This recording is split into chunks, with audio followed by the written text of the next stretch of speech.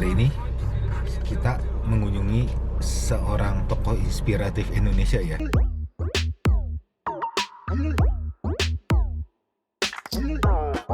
Ada satu pepatah juga yang menyatakan you are what you think gitu ya. Maka dengan pemikiran kita yang positif, dengan di situ kita punya satu energi lebih yang asalnya kita saling bermusuhan karena berbeda kepentingan, sekarang jadi bersama-sama karena kepentingannya sama, bagaimana menghadapi musuh yang sama, yaitu pandemi COVID-19 ini. Karakter bangsa untuk gotong royong, untuk silih asa. Jadi sila persatuan Indonesia kita sedang diuji, saya bilang saat ini.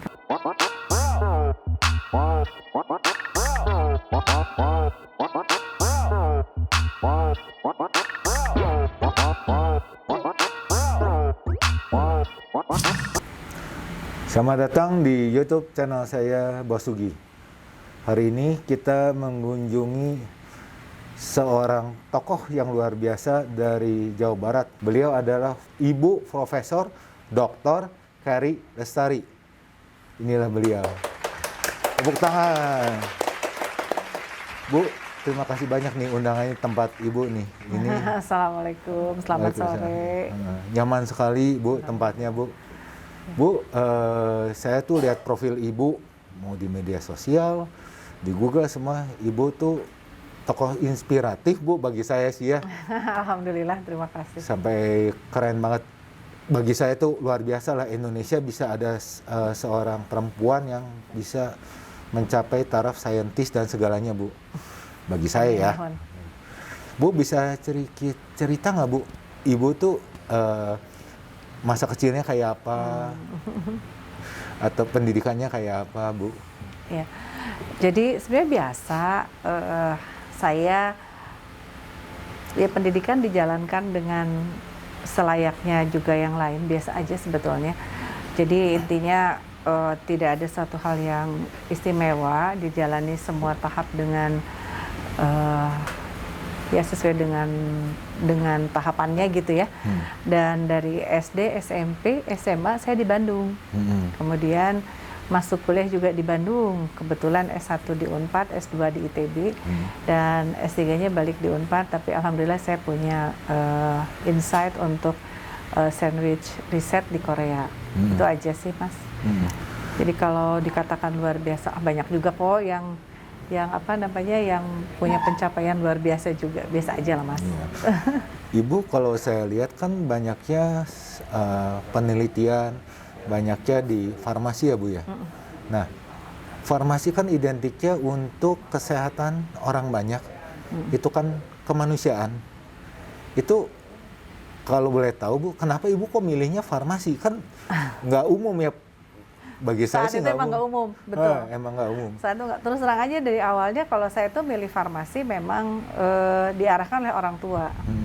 Zaman saya kan masih nurut sama keinginan orang tua ya. Intinya bahwa kuliahnya ke sana ya udahlah pasti itu teh gitu ya. Tapi ya udah ikutin aja gitu ya. Memang saya secara minat senang dengan desain gitu ya. Tapi alhamdulillah sih saya juga akhirnya sekarang baru istilahnya tuh memahami gitu ya keinginan orang tua, kenapa sih ingin masuk ke farmasi, ya minimal bisa mengurus keluarga dari sisi pengobatan gitu kan.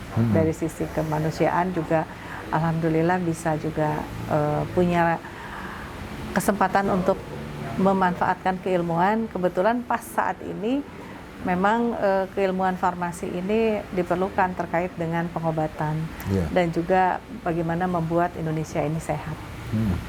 Di masa COVID ini Bu, ini lebih banyak orang ini membutuhkan obat atau mindset atau keduanya Bu? Saya pikir dua-duanya ya.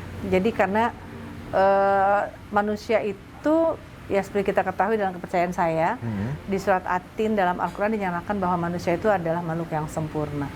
Nah, kesempurnaan makhluk itu adanya terutama dari akal dan pikiran kita. Gitu. Nah, seperti ada satu pepatah juga yang menyatakan you are what you think gitu ya. Maka dengan pemikiran kita yang positif, dengan di situ kita punya satu energi lebih yang menjadikan kita bisa berbuat sesuai dengan apa yang kita pikirkan yang terbaik untuk kita dan sesama gitu. Sehingga dalam kondisi COVID ini tentu selain dari kita juga memikirkan diri sendiri, kita juga saatnya untuk bersama-sama memikirkan sesama karena pandemi ini bersifat global. Jadi kalau misalkan ada satu negara dikatakan survive oleh COVID, belum tentu bisa survive kalau negara di sekitarnya itu tidak dibantu untuk survive juga. Jadi kalau kita ingin selamat dari pandemi global ini, tentu kita harus bersama-sama menyelamatkan semua secara universe gitu.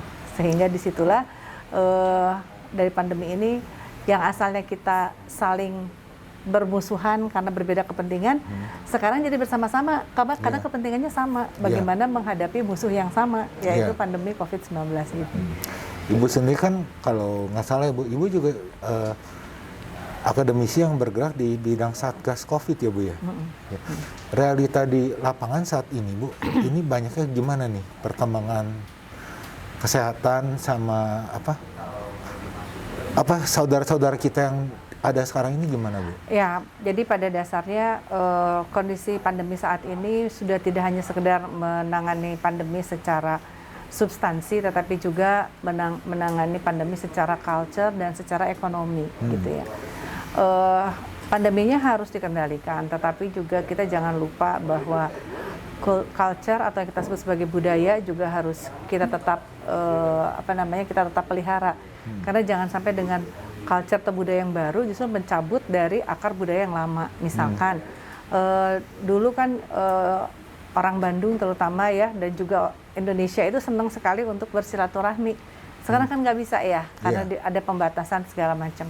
Nah, gimana culture ini tidak memutus karakter bangsanya, karakter bangsa untuk gotong royong, untuk silih asa, silih asuh yang terkait dalam satu silaturahmi ini gimana caranya. Nah, makanya kan sekarang ini sudah mulai memanfaatkan teknologi ya, memanfaatkan IoT. Jadi silaturahmi tetap terjalin, gotong royong tetap dilakukan, komunikasi tetap bisa terjalin, tentu dengan berbagai keterbatasan yang ada. Nah, selain itu juga dari sisi ekonomi nih, Mas Sugi, dari sisi ekonomi juga sekarang di 2021 ini semakin berat karena fundament kita di 2020 juga dalam kondisi terkontraksi kuat gitu. Oleh karena itu di 2021 ini memang tantangan dari para pimpinan itu adalah tentu dalam mengambil satu keputusan itu harus berbasis data yang kuat juga gitu. Karena tidak hanya sekedar mengendalikan pandemi saat ini, tetapi juga masyarakat juga memerlukan kesempatan untuk melanjutkan kehidupannya gitu. Nah, ini yang harus betul-betul dicari inovasi yang bisa menjadi penyeimbang antara keduanya. Baik itu penyeimbang untuk mengendalikan pandeminya, maupun juga penyeimbang untuk tetap mereaktivasi ekonominya. Jadi tahapan-tahapan misalkan saat ini adalah tahapan penyelamatan, kemudian tahapan recovery, baru tahapan nanti akan berlanjut kembali gitu. Kita harapkan di 2021 ini adalah tahapan penyelamatan, tapi kenyataannya karena ada ya tadi bahwa pandeminya belum terkendali dengan sempurna, maka di 2021 kita juga masih menghadapi kontraksi yang kuat dari sisi ekonomi. Nah, Bu, kan sekarang tuh mohon maaf ya Bu ya, kan kita lihat banyak hoax tuh berita palsu di luar sana. Ini kan berarti kan banyak energi negatif yang terjadi. Ibu kan lebih banyak di lapangan dan Ibu banyak pengalaman di hidup. Sebaiknya kita itu apa yang harus kita lakukan nih Bu? Pola pikir gimana atau gimana gitu. Karena kan media kan sekarang ibaratnya kita hanya dipengaruhi sama media, tidak basis sama data ini kan yang tadi Ibu ngomongin. Bagusnya kita gimana nih Bu? Iya, ada beberapa PR semua sih ya. Jadi kalau dalam sila Pancasila yang ketiga itu adalah apa? Persatuan Indonesia. Jadi sila persatuan Indonesia kita sedang diuji, saya bilang saat ini. Kenapa? Jadi marilah kita bersama-sama bersatu, saling menunjang, saling mendukung, sesuai dengan kapasitasnya. Misalkan, saya dari organisasi profesi saat ini juga banyak memberikan masukan-masukan, kemudian informasi-informasi untuk mengimbangi informasi hoax tadi. Jadi caranya adalah, pertama, organisasi profesi sendiri sekarang kami 5 organisasi profesi yang terkait dengan kesehatan terus mencari bagaimana standar terapi yang pas untuk COVID. Sehingga terakhir 14 Juli itu ada surat edaran untuk standar terapi yang pas seperti apa. Nah, kemudian juga dari kami apoteker juga memberikan juga informasi obat yang pasnya seperti apa. Sehingga bagi para masyarakat kalau ingin mendapatkan suatu informasi yang valid, pastikan sumbernya ada. Karena biasanya kalau hoax itu kita nggak jelas sumbernya dari mana gitu. Tapi kalau yang valid itu biasanya sumbernya ada jelas. Jadi salah satu cirinya kalau mendapatkan broadcast informasi sebaiknya dilihat dulu sebelum langsung di share lagi gitu ya. Ini benar atau enggak? Kan sekarang sih ada juga aplikasi untuk cek hoax, cek fakta misalnya. Banyak sekali aplikasi-aplikasi bisa seperti itu. Juga media juga sekarang terakhir saya juga komunikasi dengan dan juga diminta untuk sama seperti ini ya, IG live terkait dengan cek fakta sebuah penggunaan obat. Jadi sebetulnya itulah kenapa media juga alhamdulillah saat ini juga membuka membuka semacam event-event untuk cek fakta seperti itu sehingga masyarakat teredukasi. Nah, untuk mereka yang senang membuat hoax gitu ya, saya sih menghimbau bahwa mari kita memberikan satu kenyamanan dalam kondisi saat ini karena masyarakat dan juga saudara-saudara kita sekarang sudah sangat terkontraksi kuat dan kalau dari sisi ketenangan jiwanya itu sudah mulai terganggu oleh kecemasan yang berlebihan gitu ya, dan juga tentu saja adanya tekanan-tekanan dari sisi psikologis dan ekonomi juga sehingga mari kita sama-sama membuat kenyamanan gitu ya dengan sekitar kita karena untuk katakanlah gini, daripada energinya untuk menyebarkan hoax, mendingan energinya kita salurkan untuk bersama-sama mencari solusi gitu. Nah, terus gimana nih dengan sikap masyarakat untuk menghadapi berita-berita yang ada? Jadi pastikan saja masyarakat itu juga mencari sumber berita yang valid.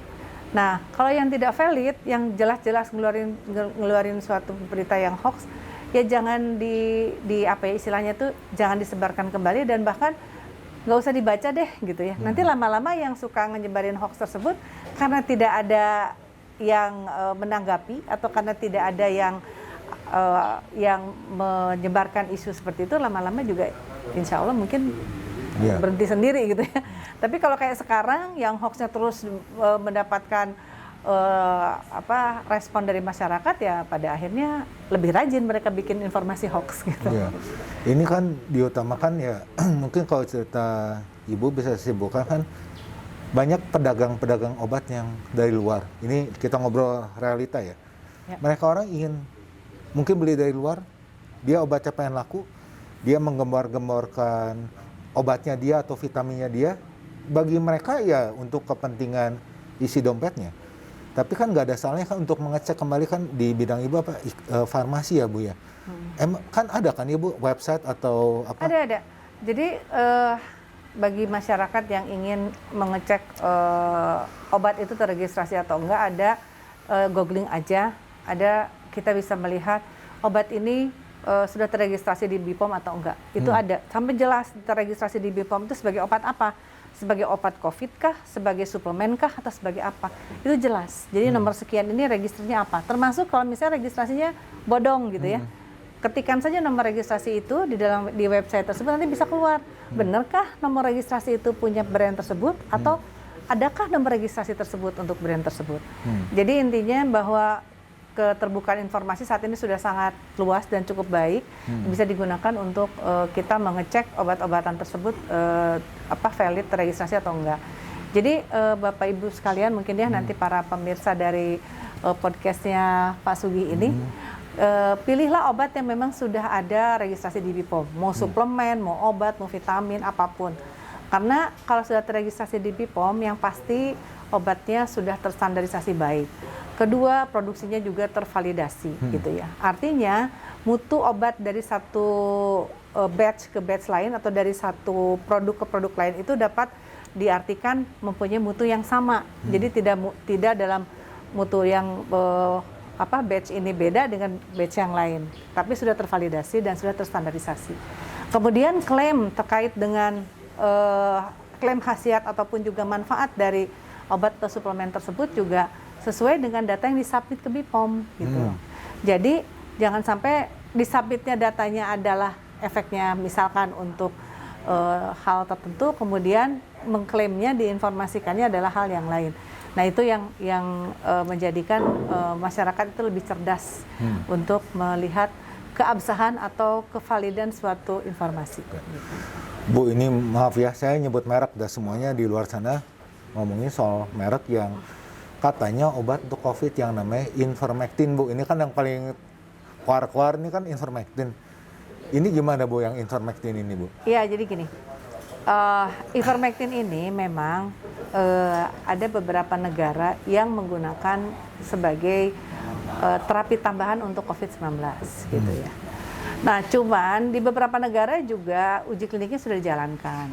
Tetapi juga di beberapa negara juga menyatakan hasil uji kliniknya masih pro dan kontra. Itu satu. Terus kedua, secara logika farmastikal, secara logika farmakokinetik ya, cerita sedikit tentang obat. Obat Ivermectin itu adalah obat antiparasit untuk cacing. Nah, formulasi dari obat tersebut adalah didesain supaya tidak diserap oleh manusia sebagai host cacingnya. Karena itu bukan obat, bukan sasaran manusianya, tetapi sasarannya adalah cacingnya. Jadi cacingnya akan ketemu obat tersebut dan mati, keluar kan dari badan kita gitu kan. Tapi bukan berarti obat itu buat si hostnya, buat si manusianya kan. Intinya begitu. Nah memang dalam desain obat Ivermectin tersebut pada saat masuk ke dalam tubuh kita, dia sedikit sekali diserap secara sistemik. Sementara untuk obat COVID itu adalah obat yang harus diserap secara sistemik. Karena kan si kuman COVID itu bukan ada di usus, tetapi adanya di paru-paru. Berarti dia harus diserap dulu dan harus sampai ke paru-paru dalam jumlah yang cukup untuk memberikan efek terhadap virus tersebut. Artinya, Ivermectin digunakan untuk COVID itu adalah berdasarkan hasil riset di Australia yang menyatakan punya kemampuan untuk membunuh SARS-CoV-2 pada dosis 5, sekian miligram. Sementara Ivermectin dengan dosis untuk obat cacing itu hanya diserap 0,0 sekian miligram. Ya, sehingga kalau misalnya mau digunakan untuk untuk sebagai obat cacing, sebagai obat COVID tersebut, maka dosisnya harus sekian kali lipat dari dosis untuk obat cacing. Karena apa? Karena harus diserap dalam dosis yang memadai dong, gitu, untuk membunuh dari SARS-CoV-nya sendiri.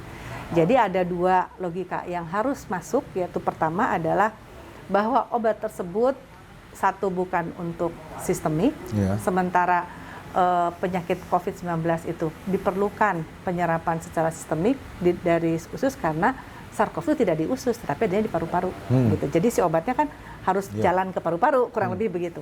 Yang kedua adalah seberapa besar yang diserapnya, gitu loh. Sehingga dosis yang masuk ke dalam tubuh kita juga bukan dosis untuk obat cacing, tetapi adalah dosis untuk COVID-19 tersebut.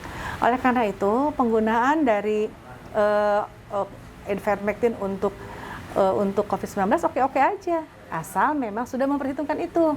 Dan memang itu harus dengan resep dokter karena kategorinya adalah obat keras.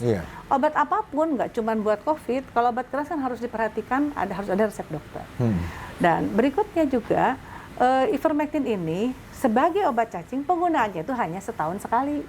Nah, kebayangkan kalau itu digunakan secara bebas, dibeli bebas, dan digunakan untuk pencegahan. Silahkan ditakar sendiri resikonya. Gitu. Cuman ya Bu, ini makasih banyak kejelasan dari Ibu ya soal Ivermectin.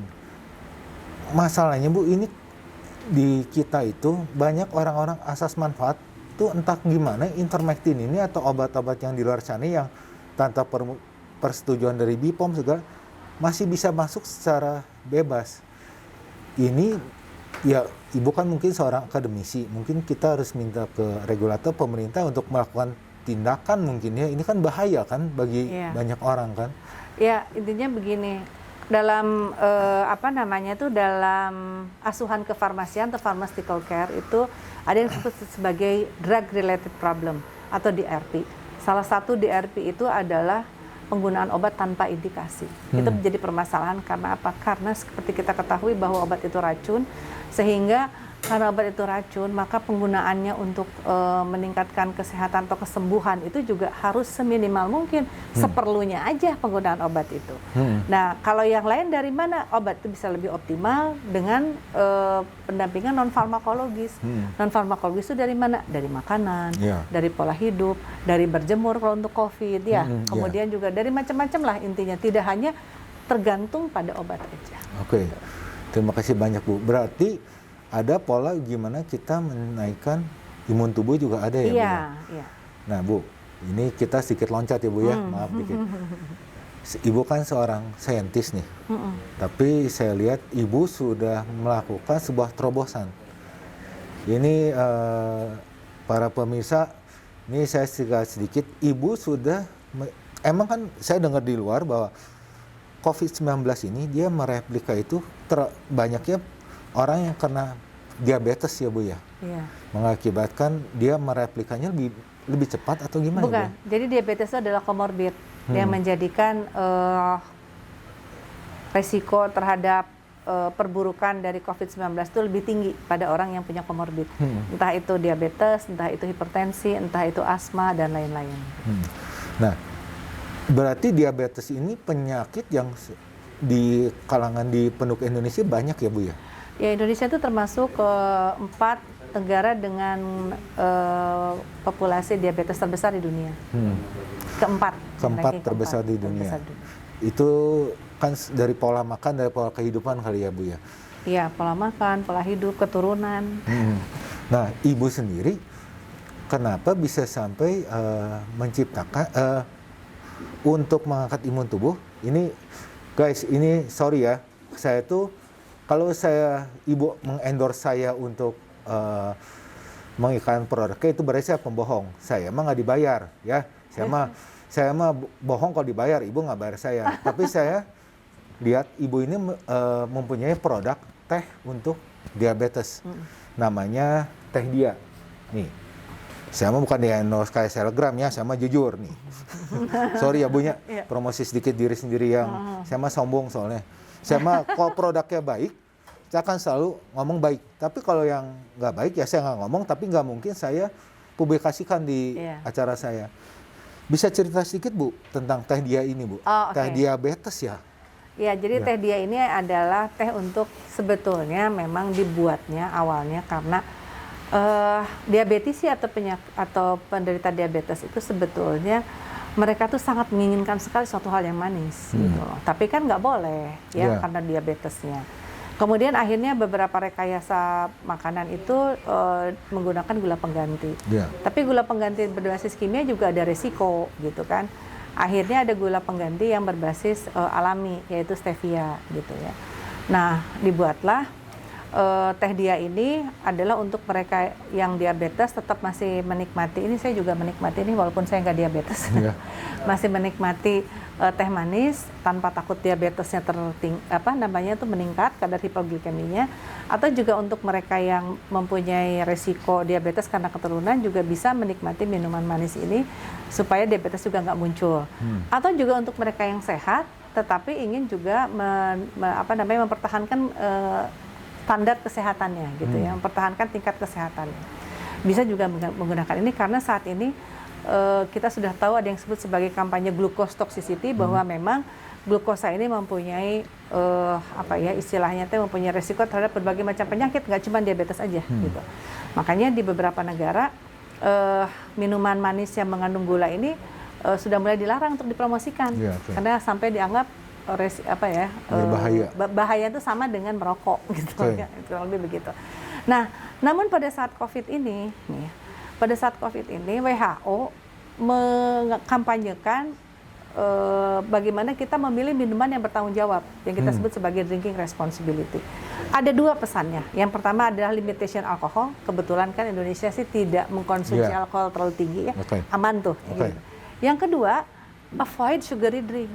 Avoid itu berarti bukannya batasi, hindari kan avoid itu. Jadi apa sih yang ada? Kenapa sih kok harus avoid sugary drink? Ternyata minuman manis yang mengandung gula ini adalah pro-inflamasi atau menyebabkan mudahnya terjadi peradangan.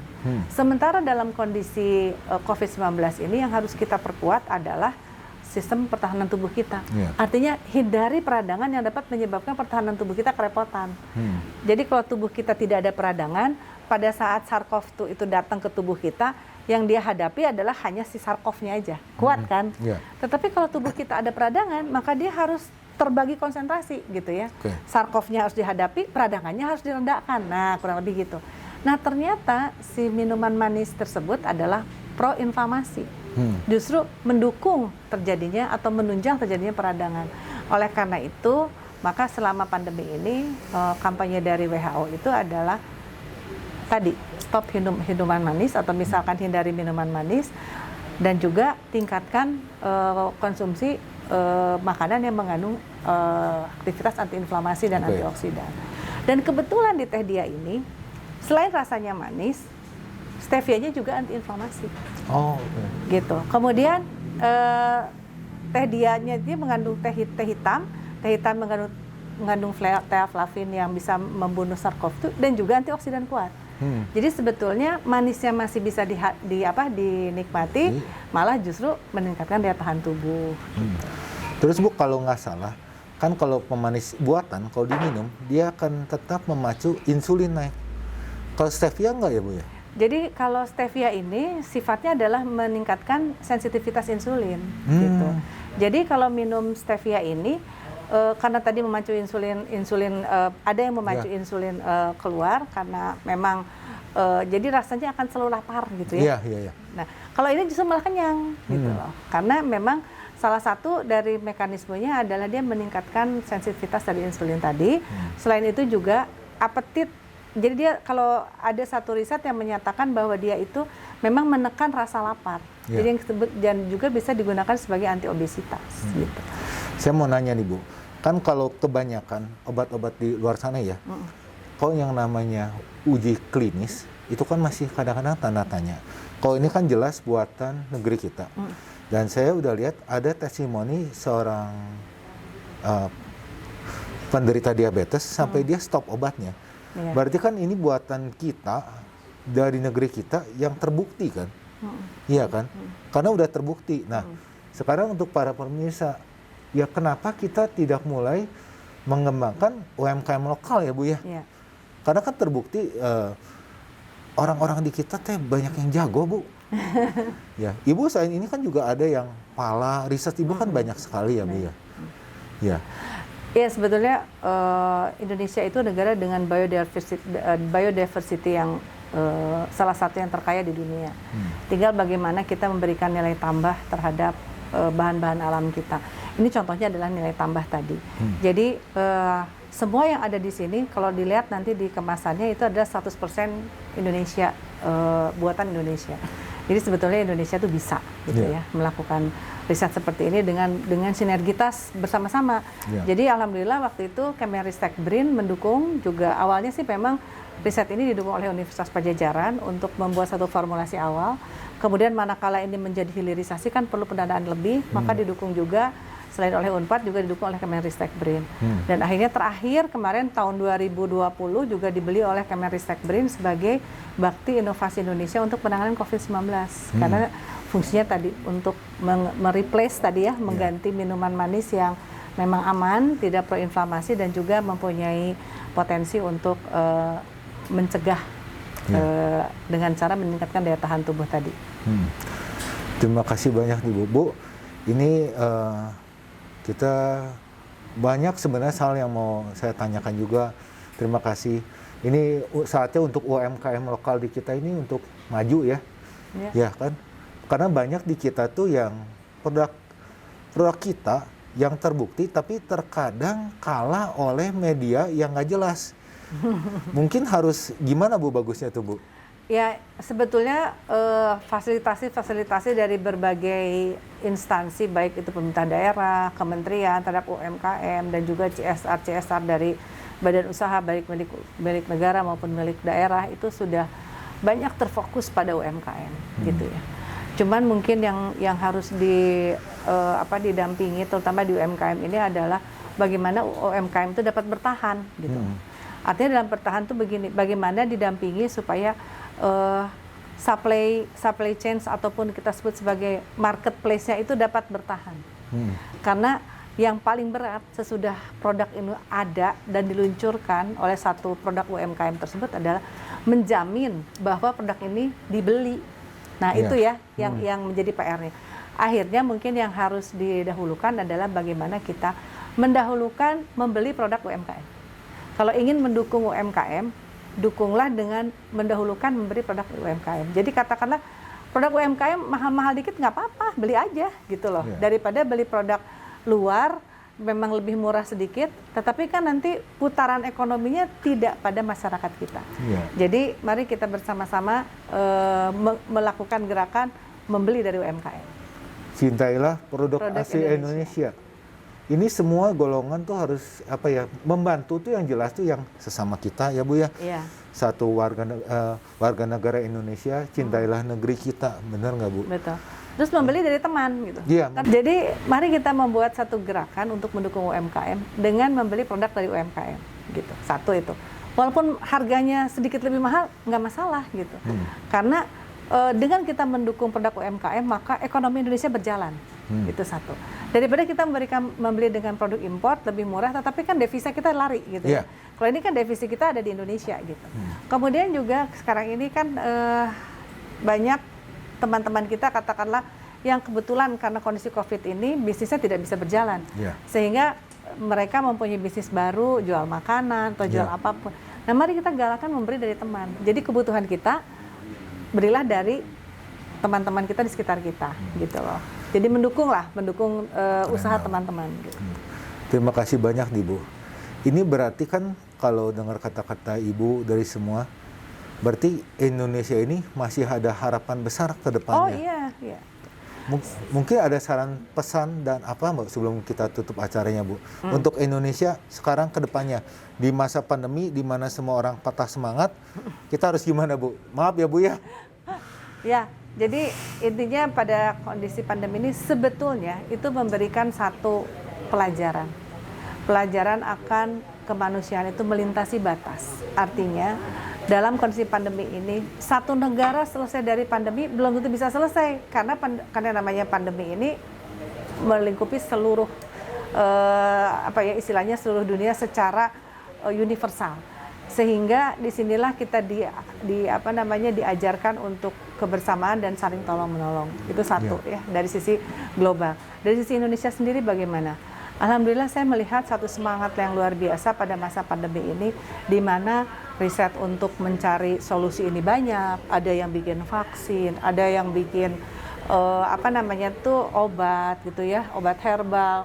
Obat herbal yang digunakan oleh masyarakat ini sangat beragam, mulai dari empon-empon, wedang, kemudian teh dia, macam-macam banyak sekali gitu ya. Nah itu juga memberikan satu pelajaran bagaimana riset kita diimplementasikan untuk menjadi solusi. Dan berikutnya tadi, dengan kondisi seperti ini, Indonesia itu pasti bisa untuk keluar dari krisis dengan kebersamaan tadi. Karena dalam Pancasila itu ada sila ketiga, persatuan Indonesia. Dengan bersatu, itu memang Pancasila pasti akan relevan dalam setiap tantangan kehidupan kita bernegara, karena hanya dengan persatuan Indonesia ini bisa menang. Indonesia ini bisa bebas dari berbagai macam masalah. Itu intinya. Jadi implementasinya apa dari persatuan itu tentu adalah dengan cara bagaimana kita menghilangkan konflik, tapi bersama-sama kita saling bersinergi. Gitu. Intinya begitu, saling bersinergi, saling mendukung, sehingga kita bisa menyelesaikan masalah dengan lebih cepat, menyelesaikan masalah dengan lebih ringan. Begitu mungkin Pak Sugi. Makasih banyak Bu. Pemirsa semua, jangan lupa, dalam kemanusiaan kita semua bersaudara. Dalam kemanusiaan, suku, agama, ras, antar golongan, itu semuanya sama. Kita bersatu. Kita bersatu untuk Indonesia. Terima kasih banyak Bu. Saya izin undur diri ya Bu ya. Para sahabat-sahabat, Bu Sugi mau undur diri. Seperti biasa, moto saya sih biasanya sombong itu wajib bagi yang terbukti. Tapi di hadapan Ibu ini saya malu sebenarnya, itu mah main-main saya ya. Terima kasih banyak semua. Bu Sugi, salam tukang kain. Ciao. Makasih banyak Bu.